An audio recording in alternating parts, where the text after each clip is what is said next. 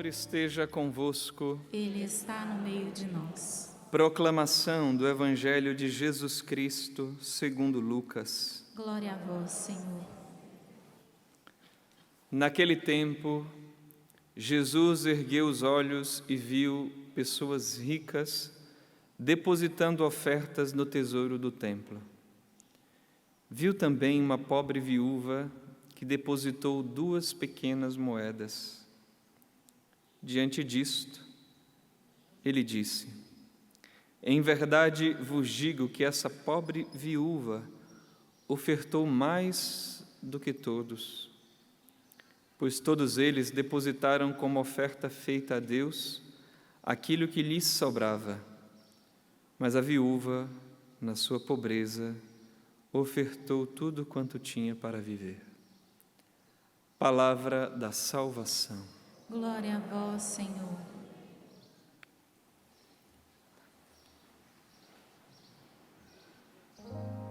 A vós louvor, honra e glória eternamente. A vós louvor, honra e glória eternamente.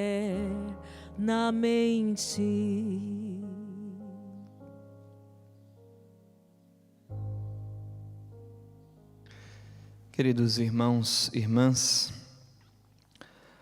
nós então iniciamos a leitura da profecia de Daniel. Tomamos aqui hoje o primeiro capítulo e, a partir do primeiro versículo, iniciamos a leitura e vamos acompanhar durante alguns dias. E penso que seria importante contextualizar um pouco sobre o livro aqui da profecia de Daniel. Bem, o contexto, o cenário é o exílio da Babilônia. Os personagens, então a narrativa contando da experiência do povo de Deus no exílio da Babilônia, que aconteceu 6 séculos antes de Cristo. Então o povo foi capturado e levado pelos caldeus para a Babilônia. Porém, esse é o contexto, né? Porém, esse livro de Daniel foi escrito 4 séculos depois do exílio. Então, a gente conta assim de forma decrescente, então 2 séculos antes de Cristo. O autor do livro, então, pega o que eles estão vivendo ali 2 séculos antes de Cristo, que é o Império Grego, Alexandre Magno, e depois aqueles que vieram posteriormente, que dominaram aquela região ali todinha de Israel, da Palestina na época, né, como chamava. Dominou tudo aquilo ali e começa então a impor, como nós estávamos ouvindo também na semana passada, no livro dos Macabeus, então é da mesma época aqui, mais ou menos, né, dos Macabeus, impor costumes pagãos ao povo de Israel, aos judeus. E eles resistiram. Então esse texto aqui provavelmente foi até escrito um pouquinho antes ali de Judas Macabeu. Só que eles pegam a perseguição que eles estão vivendo e escrevem, então, aquela história de um sábio chamado Daniel, que então teria vivido também uma experiência lá no exílio da Babilônia. Por que eu estou falando isso? Que é importante a gente entender que o livro de Daniel, ele é composto num momento de crise, de luta, de perseguição, que vai se atualizar na vida do povo de Deus por muitas vezes, em muitos lugares, como nós vimos aqui, essa região do Vietnã, desde 1600 e pouco, que se perdurou por décadas, a perseguição ali ao povo. Então, um momento também de crise, de imposição para que se abandone a fé, para que se abandone o amor a Deus. E nós vamos ver, então, em Daniel e nos seus amigos, a gente vai lembrar aqui da fornalha, né? Eles vão estar lá na fornalha, e Deus vem em auxílio deles. Mas veja, por causa da perseguição religiosa, diz o texto, que Daniel decide secretamente não comer alimentos que receberiam da mesa real, né?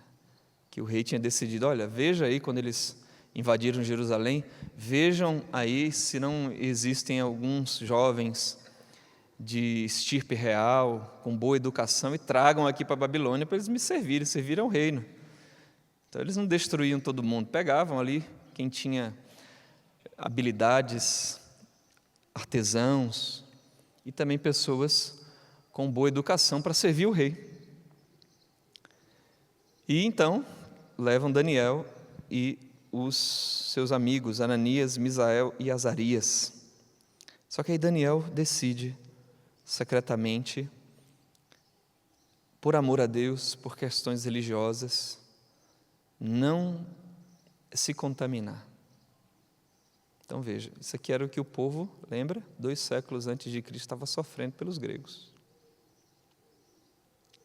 Que nós vimos lá Matatias e os outros, semana passada, forçados a comer comidas impuras aos judeus. Aí nós já vemos que quando Daniel faz isso, ele ganha as boas graças do mordomo. Por graça e intervenção de Deus. E aí o mordomo fica querendo ajudar Daniel, mas diz, olha, rapaz, mas posso fazer isso, porque se eu fizer isso, você me coloca numa fria, porque se o rei souber disso, minha cabeça vai rolar. Aí Daniel vai e diz, olha, não, calma, faz o seguinte, faz um teste. Por 10 dias você dá essa comidinha aí, né, a ração que o rei quer dar para os demais, e você, a nós, dá, então, só legumes e água. E aí, com 10 dias, você vê quem é que está mais robusto, está com a pele bonitinha. E aí, depois dos 10 dias, percebem que realmente Daniel e seus companheiros estão melhor. Aí ele diz, não, então vamos lá.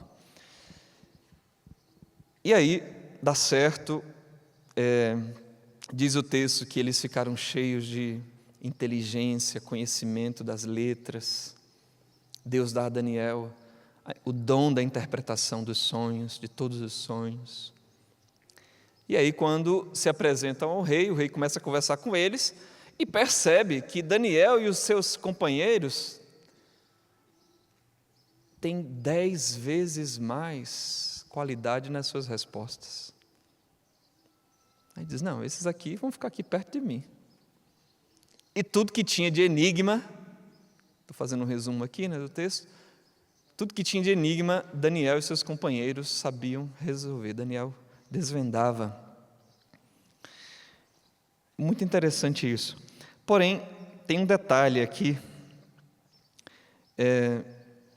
que a gente pode dizer, né, perguntar, por que o rei escolhe estes 4?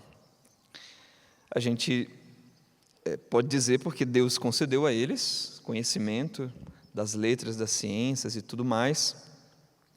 Mas perguntar ainda, tá, mas por que eles receberam essas graças? Tinha um desenvolvimento muito maior que os outros.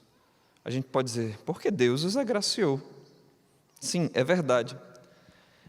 Mas teve uma atitude aqui de Daniel e dos outros 3, que foi uma atitude importantíssima para que eles se abrissem também a essas graças. Eles decidiram correr o risco. Eles decidiram, nesse momento de crise, de dificuldades, serem fiéis a Deus, com o risco de perderem as suas vidas. Deixa eu ver se eu acho diretamente aqui o versículo. E diz aqui, né, olha: ora, Daniel decidiu secretamente não comer nem beber, tal, pediu ao chefe dos eunucos. Deus concedera que Daniel tivesse a simpatia. Mas mais aqui embaixo diz assim, que depois que eles escolheram tudo isso, diz, esses 4 Deus concedeu inteligência, conhecimento das letras e das ciências e o dom da interpretação dos sonhos. Diante de um perigo como o que eles estavam, o perigo que eles estavam vivendo, eles então se arriscam por Deus, quer dizer, interiormente se oferecem a Deus, realizam o sacrifício da vontade, primeiramente no seu coração, o sacrifício interior, uma decisão interior de escolher a Deus. E isso aqui a gente percebe, até mesmo nos profetas, a importância de não realizarmos meros atos externos de culto, mas que antes de tudo vem um ato interior, de amor, de obediência a Deus, de docilidade a Deus. Só a gente lembrar de Abraão e Isaque, o sacrifício de Abraão, o sacrifício de Isaque. Diz sacrifício de Isaque, antes de tudo é o sacrifício de Abraão, filho da promessa. No altar do coração de Abraão, Deus reina, como no altar do coração de Daniel, de Ananias, Misael e Azarias. Lá na fornalha ele também vai dizer, olha, ainda que a gente caia nas suas mãos, ó rei, mas estamos guardados no Senhor, né? Essa mesma atitude que nós vemos neles, a gente percebe também na viúva do Evangelho, não é verdade? Tudo o que ela tinha para viver. Essas 2 moedas eram uma ínfima parte de uma diária de um operário. Sabe, uma diária de um trabalhador, de um operário, de um assalariado. Era uma partezinha, essas moedas. E ela, então, dá a Deus, era tudo que ela tinha para viver.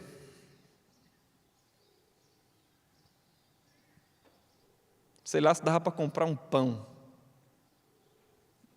Se dava para comprar um pacote de cuscuz.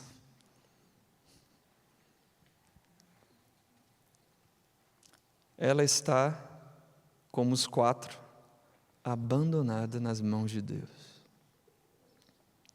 Como que dizendo, Senhor, eu me entrego, a minha vida pertence ao Senhor. Você está vendo que os gestos deles, o gesto de Daniel, o gesto dos companheiros, não é um gesto isolado da vida deles.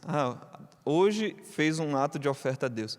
É a vida se expressando, é a vida cotidiana, a vida que exige um sim diário, se expressando.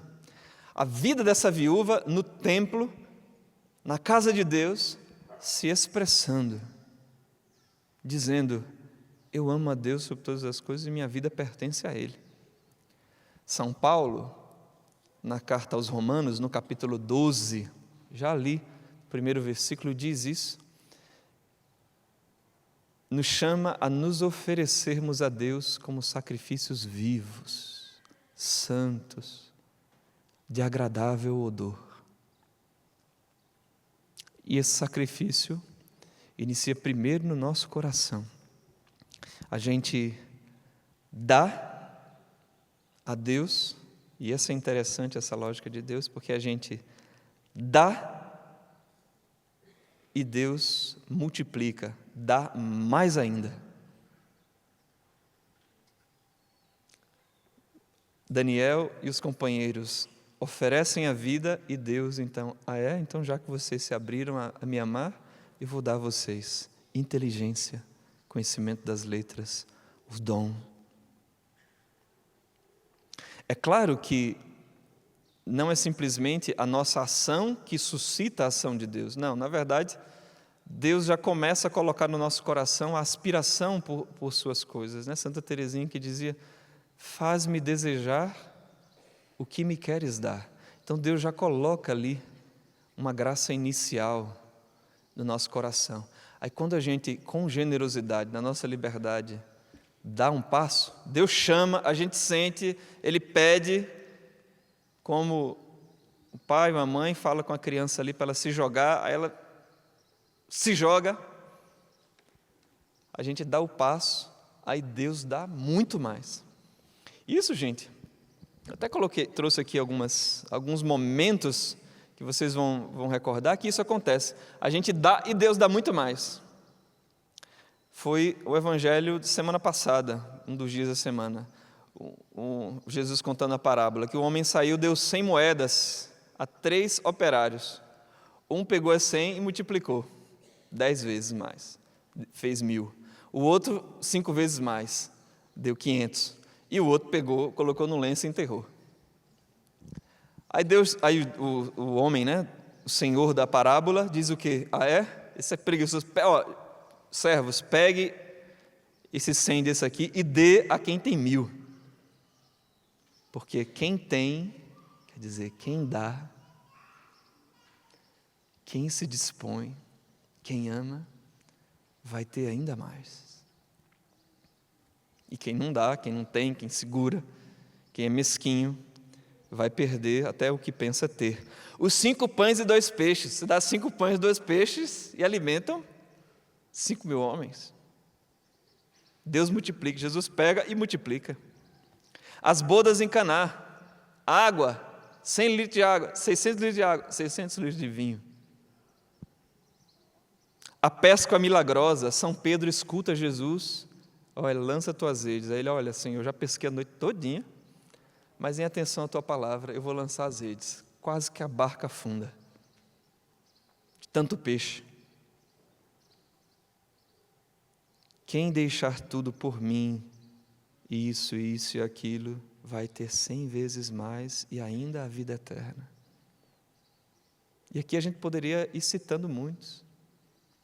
Para dizer um outro aqui, o anjo do Senhor foi enviado a uma virgem na Galileia, chamada Maria, né? Faz uma proposta, e ela diz sim, que vai lhe custar muito, mas olha o que ela recebe. Recebe o céu, recebe Deus. E penso que já contei aqui, mas quero contar um relato uma história, né, que mostra bem isso. E conta-se que um mendigo estava à beira de uma estrada e ficava ali mendigando.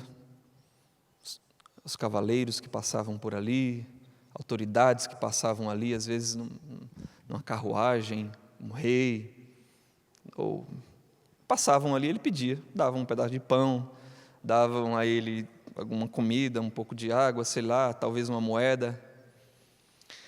E, num certo dia, ele viu ao longe uma carruagem bonita, muitos cavalos. Ele já identificou que era o rei que estava vindo. Aí ele disse, opa, é hoje, né? É hoje que a esmola vai ser grande. Disse que já arrumou o cabelo, se aprontou, abriu bem o saco que ele estava lá para receber as esmolas. E aí ficou assim de cabeça baixa, com a mão estendida. E ele assim com a cabeça baixa só viu os pés descendo da carruagem, né? Os sapatos muito lindos do rei, que chega até ele. E inesperadamente o rei estende a mão e diz para ele, o que é que você tem para me dar? O rei pede para o mendigo, o que você tem para me dar? Aí ele fica assim atônito, sem saber o que responder, contrariado e chateado, dado o pouco que ele já tinha, ele foi lá e tinha um pedaço grande assim de pão, e ele vai tirar só um pedacinho e dá para o rei. Esse rei não precisa, né? Tá Está me tirando, né? Se fosse hoje, ia dizer. Esse rei está brincando comigo. Deu para ele um pedacinho. O rei pegou, entrou na carruagem e foi embora. Mais tarde, quando ele foi olhar as doações que ele tinha recebido, tinha dentro da sua bolsa um pedacinho de ouro do tamanho do pedacinho de pão que ele deu para o rei. E aquela noite, para aquele mendigo, foi uma das mais amargas de todas, porque ele pensou: eu podia ter dado meu pão inteiro. Ia ganhar uma pepita, talvez ali, de ouro. A nossa vida com Deus, meus irmãos, ela é assim. Deus, Ele suscita, Ele convida, né? Invita, convida, para que a gente dê um passo de confiança, de amor, saia do egoísmo e dê a Ele. E quando a gente dá, aquele ditado é verdadeiro: Deus não se deixa vencer em generosidade, Ele dá muito mais. A regra de Deus é a abundância. O estilo de Deus é o da abundância. Basta a gente olhar para a cruz. Ele deu tudo. Interessante que a gente vê que em alguns momentos ali, quando Jesus está carregando a cruz, chegam alguns e dão para ele, querem dar lá um vinagre, uma mistura que eles fizeram assim. Jesus até prova, mas não quer. Porque aquilo era um anestésico que davam para os condenados. E Jesus não quer. Porque Ele está consciente da sua doação. Ele está consciente do seu amor, da sua oferta. A gente quer segurar, a gente quer... Só que nessa loucura, a gente perde de ganhar tudo que Deus tem para dar para nós. Que tem para dar para a nossa família, que tem para dar para o nosso ministério, que tem para dar para as nossas relações, para o amor, para a amizade, para tudo. Eu acho que todos nós aqui, diante dessas leituras, diante de tudo isso que ouvimos, a gente sente o desejo no nosso coração de imitar o exemplo de Daniel, de Ananias, Misael, Azarias, de estar aberto a Deus, porque Ele é tão bondoso e amoroso, quer nos dar. Queria pedir, Senhor, nesta oração que é a meditação da Tua Palavra, do Teu Evangelho, que o Senhor venha tocar os nossos corações, que o Senhor venha tocar em nós, que o Senhor venha tocar o nosso coração, para sair, meu Deus, da pequenez, da mesquinhez, da pequenez do amor.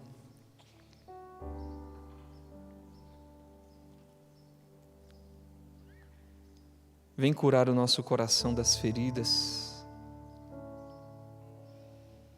Talvez fomos tratados também assim, no desamor, e às vezes repetimos o que recebemos, mas o Senhor não está preso às nossas feridas, o Senhor não está preso à maldade, o Senhor não está preso à violência. O Senhor venceu o mundo, o Senhor vence, o Senhor liberta. Se o Filho libertar, verdadeiramente seremos libertos. E por isso, Senhor, vem nos libertar pelo poder da Tua palavra, pela força do Teu Espírito Santo. Vem, Senhor, nos fazer experimentar o poder da Tua graça, a libertação, a cura. Vem dar a nós a confiança no Teu amor, de que o Senhor quer a nossa vida para nos lançar muito mais longe, para nos alçar para muito mais alto. Vem, Senhor, curar a desconfiança dos nossos corações, o medo de Ti, inclusive, o medo de Deus, o medo do que o Senhor pode nos pedir, se vamos ter que dar coisas, se vamos ter que oferecer coisas. Senhor, vem nos dar confiança, amor. Vai se entregando, meu irmão. Eu estou rezando aqui, mas para motivar também a sua oração. Vai também você falando com Deus, vai também dizendo: Senhor, eu quero me entregar a Ti, eu quero entregar a minha vida como essa viúva entregou. Eu quero aprender a viver assim. Vem, Espírito Santo de Deus, desce sobre nós, renova-nos nesta tarde. Talvez inesperadamente, Senhor, Tu vens agir em nós com Tua força, com Teu poder. Realiza, Senhor, realiza. Nós queremos dar abertura, Senhor, à Tua ação em nós. Amar-te mais que a mim mesmo, amar-te mais que tudo que há aqui, amar-te mais que aos mais queridos, Amar-te e dar a vida só por Ti. Amar-te e dar a vida só por Ti. Com minhas forças, Com minha alma, com minha alma, de todo o coração, viverei só para Te amar, Senhor, só para Te amar. Amar-te, amar-te pela força do Teu amor, amar-te e dar a vida. Vai ficando de pé, vai ficando de pé. Diz isso: com minhas forças, com minha alma. Canta isso para o Senhor. Com minhas forças, Isso, solta a sua voz, reza. Com minha alma, com minha alma, de todo o coração, viverei eu só para Te amar. Amar-te, amar-te, amar-te e dar a vida só por Vamos cantar novamente essa música. Eu convido você a fazer dessa música uma oração. É tão conhecida essa frase de Santo Agostinho: quem canta reza duas vezes.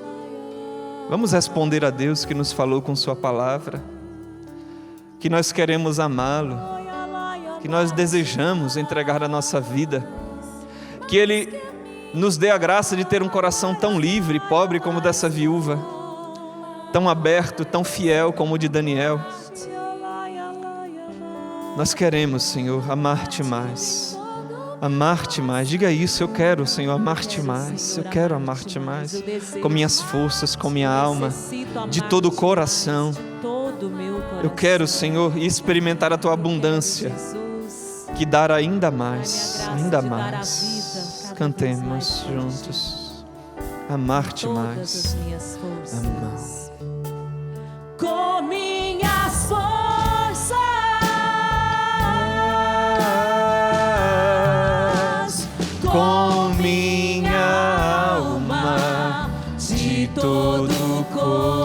coração.